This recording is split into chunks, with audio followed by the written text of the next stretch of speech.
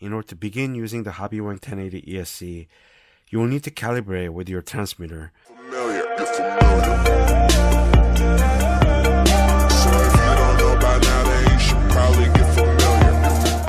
Welcome to Big Sun Hobbies.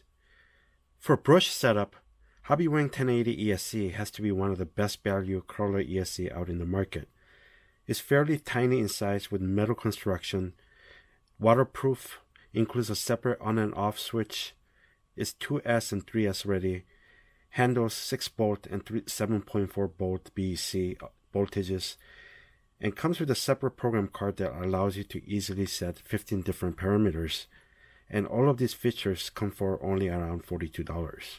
So if you have gone and upgraded your stock ESC, in order to begin using the Hobbywing 1080 ESC, you will need to calibrate with your transmitter, in my case Flysky FS-GT3B. Let's get into calibrating it. Step 1. Turn on the transmitter and ensure that all parameters on the throttle channel are at default.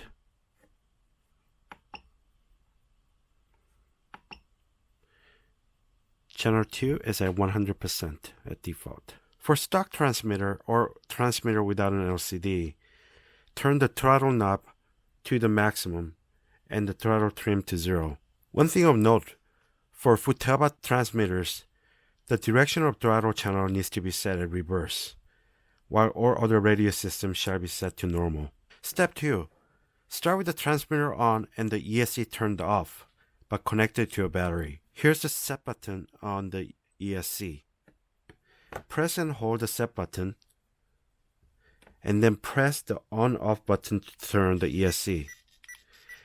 The red LED on the ESC starts to flash, and the motor beeps at the same time. Release the set button once the LED flashes. Note, the ESC will enter into programming mode if the set button is not released in 3 seconds, which will require you to restart from step 1. Step 3. Set the neutral point. Leave the transmitter at the neutral position and press the set button. The red LED flashes 1 time and the motor beeps 1 time to accept the neutral position. Step 4. Set the full throttle endpoint. Pull the throttle trigger to the full throttle position and press the set button.